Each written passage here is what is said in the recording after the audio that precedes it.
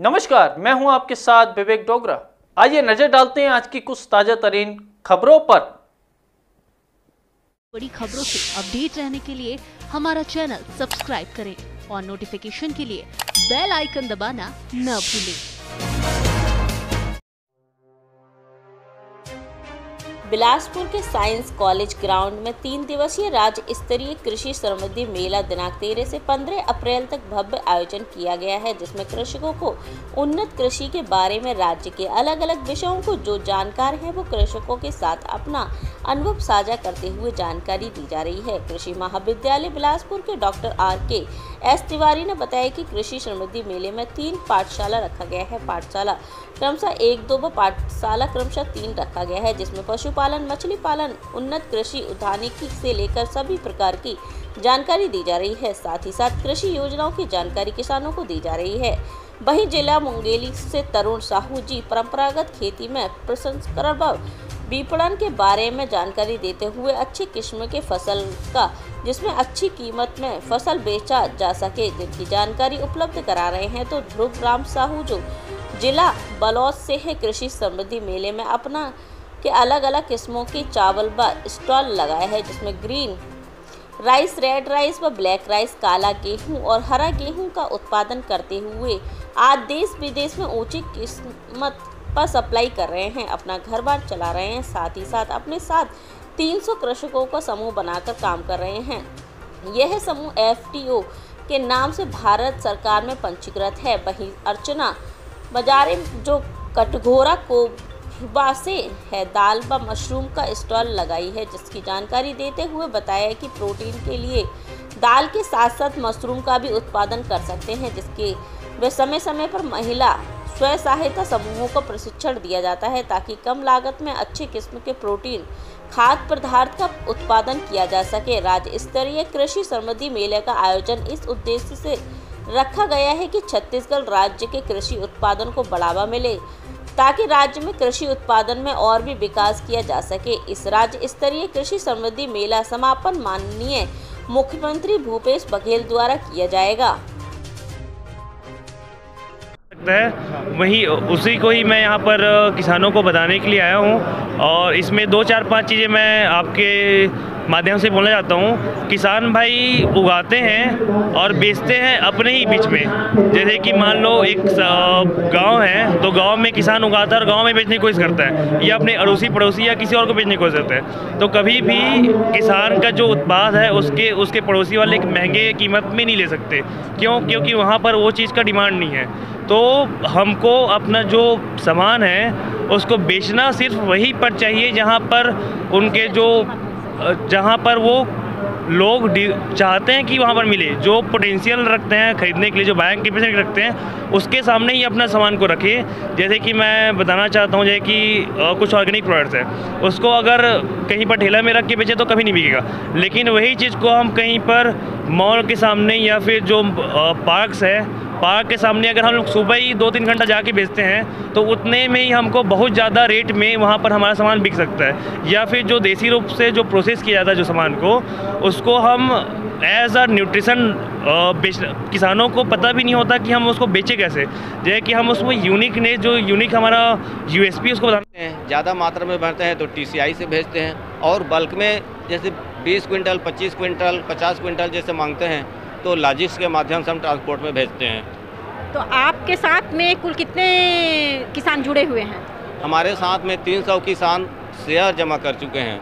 Joint के लिए तो 500 किसान जुड़े हैं, लेकिन 300 किसानों का शेयर हमारे साथ। तो जैसे आप शेयर जमा किए हैं तो कुल कितना किए होंगे? 2100 रुपये शेयर ले रहे हैं पर किसान। अच्छा, तो ये शेयर क्या है, रजिस्ट्रेशन है? नहीं, 2100 में 100 रुपये उनका प्रोसेसिंग शुल्क है और 2000 जो शेयर राशि है वो उनका शेयर ही बोलते हैं उनको, जिसको शेयर धारक जैसे हमारी कंपनी जो भी प्रोडक्ट बेचेगा और उनसे जो प्रॉफिट होगा उन शेयर धारकों। अच्छा, वो पार्टनरशिप में रहेंगे, है ना? जी। चलिए, तो यहाँ आप और कुछ प्रोडक्ट लगाए हैं कि केवल चावल बस है? जी, अभी तो यहाँ हमारा सिर्फ चावल ही आया है। यहाँ इस मेले में आपको क्या बेनिफिट हो रहा है? यहाँ पर प्रचार प्रसार हो रहा है, डिमांड आता है ऐसे ही मेला में स्टॉल लगाते हैं तो तो आपको कैसा रिजल्ट की डिमांड आता है हमको। अब कभी भी बायर जैसे आ गए, हमको 50 क्विंटल 40 क्विंटल का भी ऑर्डर मिल सकता है यहाँ पर, और हम उसको TCI से भेज देते हैं, पैसा हमारे अकाउंट में आ देते हैं। मैम नमस्कार, नाम बताइए। मेरा नाम ध्रुव राम साहू, गांव सनौद, विकास खंड गुरु, जिला बालोद से मैं आया हूँ। यहाँ कृषि समृद्धि मेला में मुझे कृषि विभाग कृषि विज्ञान केंद्र बालोद के द्वारा मैं आया हूँ, और यहाँ पे मेरा प्रोडक्ट लगा है चावल का। और ये जो चावल है मेडिसिनल चावल है, जिसमें ब्लैक राइस, रेड राइस और ग्रीन राइस, काला गेहूँ, हरा गेहूँ का उत्पादन मैं खुद करता हूँ। और मेरे साथ 300 किसानों का समूह है, जिसको FPO के नाम से भारत सरकार से रजिस्ट्रेशन मिला हुआ है। हमारा चावल देश में और विदेश में भी बिक रहा है, इससे हमको ऊंचा दाम मिल रहा है, और इससे हमारा परिवार बहुत अच्छा खुशहाल चल रहा है। सर मेरा क्वेश्चन आपसे ये है कि हमारे जो छत्तीसगढ़ में बहुत कम मैं देखी हूँ कि आपका जो रेड चावल है या ग्रीन चावल का उपयोग है, तो फिर कैसे कर रहे हैं इसको आप खपत के लिए? अभी हमारे चावल का लोकल में कोई खपत कम है, बाहर में डिमांड अब आ रहा है। बाहर में कहाँ? ब्राज़ील। और अभी तक हम ब्लैक राइस और ग्रीन राइस दिल्ली में बेच रहे थे, लिंक बना हुआ है, और दिल्ली में जिसको हम चावल देते हैं वो ऑस्ट्रेलिया में मार्केट करता है। तो किस हिसाब से देते हैं आप वहाँ चावल? वहाँ 100 रुपये पर केजी, ये हमारे घर का रेट है। मुनाफा कमा रहे हैं। ये मेला करने का उद्देश्य यही है कि नई तकनीकों को कृषकों को बताना, ताकि वो अच्छी फसल अच्छा उत्पादन ले सकें और उनकी जो लाभ है उसका लाभ वो ज़्यादा कमा सकें। उद्यानिकी फसलों का रकबा कम है, उद्यानिकी फसलों को बढ़ावा देने के लिए भी ये मेला रखा गया है। पड़ोस के मित्रा साझा में किसान जो है वो टमाटर से करोड़ों रुपए कमाते हैं। उसी तरह का मॉडल बिलासपुर संभाग में भी हम लोग रखना चाह रहे हैं, इसलिए इस तरह के मेले का आयोजन किया गया है।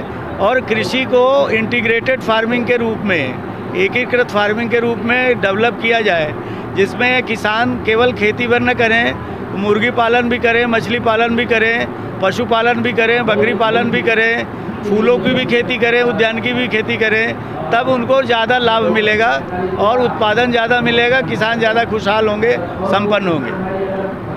मैं अर्चना बंजारे, विषय वस्तु विशेषज्ञ, कृषि विज्ञान केंद्र कटघोरा कोरबा। सर मैम ये जो लगाए हैं आप मशरूम के बारे में, इसके बारे में जानकारी? जी हाँ, जैसे हम जानते हैं कि एक दाल एक बहुत अच्छा प्रोटीन का सोर्स है। अगर हम उसे विकल्प के तौर पे देखें तो मशरूम उसके बहुत अच्छा विकल्प के तौर पे आता है। तो अगर जिनके दाल जैसा अपन देखते हैं कि रेट बहुत ज़्यादा हो रहा है, तो उसकी जगह पे किसान जो है मशरूम का उत्पाद जो है वो बिल्कुल क्रय कर सकता है एज अ प्रोटीन के सोर्स के रूप में। तो इसके लिए हम लोग जो है बहुत सारे स्व सहायता समूह, गोठान के कृषक महिलाएं जो हैं उनको हम समय समय पर प्रशिक्षण देते हैं, और जिसके तहत हम पैरा मशरूम, ऑयस्टर मशरूम, इसका हमने उन्हें प्रशिक्षण दिया है। अब पैरा मशरूम से जैसे हमारे कृषि विज्ञान केंद्र से एक किसान है कश्यप जी, वो करीबन पैरा मशरूम से 7.5 लाख तक का उत्पादन वो 6 महीने में कर लेते हैं। तो इसकी खपत आप केवल छत्तीसगढ़ में कर रहे हैं कि बाहर में भी? ये पैरा मशरूम तो मैडम ऐसा है कि तुरंत ही मार्केट में फ्रेश बिक जाता है।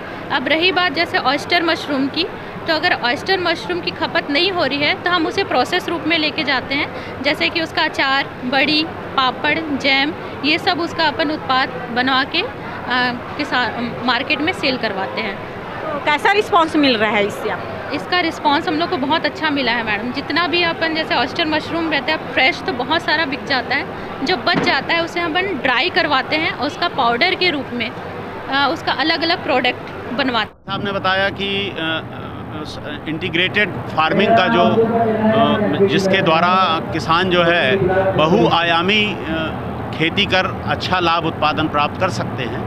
तो इस पाठशाला का उद्देश्य यह है कि कृषकों को जीवन प्रदर्शन के माध्यम से भी, और जो किसान हमारे स्वयं खेती कर रहे हैं उनके क्या अनुभव हैं उसके द्वारा उनको उच्च तकनीकी ज्ञान देने का, और साथ में जो हम लोग भी पार्टिसिपेट कर रहे हैं, जो इस तरह की समस्याएं, कृषकों की तकनीकी समस्याएं, जिनमें जैसे कीड़े और बीमारियों को लेकर हैं विभिन्न फसलों में, या और भी जैसे हमारे डॉक्टर आएंगे, अभी आपका वेटनरी डॉक्टर आएंगे, उनके जो पेट्स हैं या जानवर हैं उनसे संबंधित जो समस्याएं हैं बीमारी की, उसका वो निदान करेंगे कृषकों का।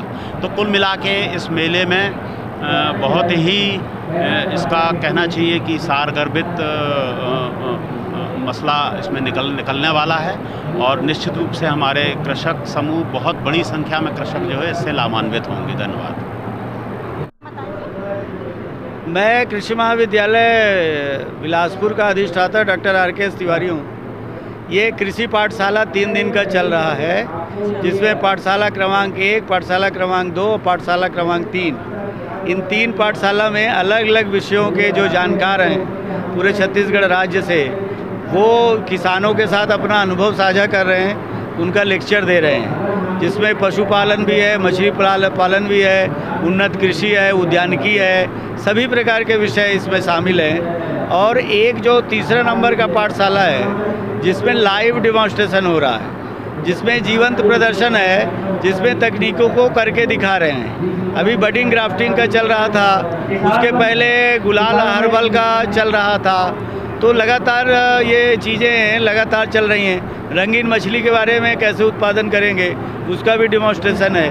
तो इस तरह से ये 3 दिन तक लगातार चल रहा है, और हर सत्र में सत्र के साथ साथ किसानों के साथ इंटरेक्शन है। कृषि विभाग और उद्यानिकी और मछली पशुपालन की जो योजनाएं हैं उसके बारे में भी जानकारी इन्हीं कृषि पाठशाला के माध्यम से कृषकों को दी जा रही है।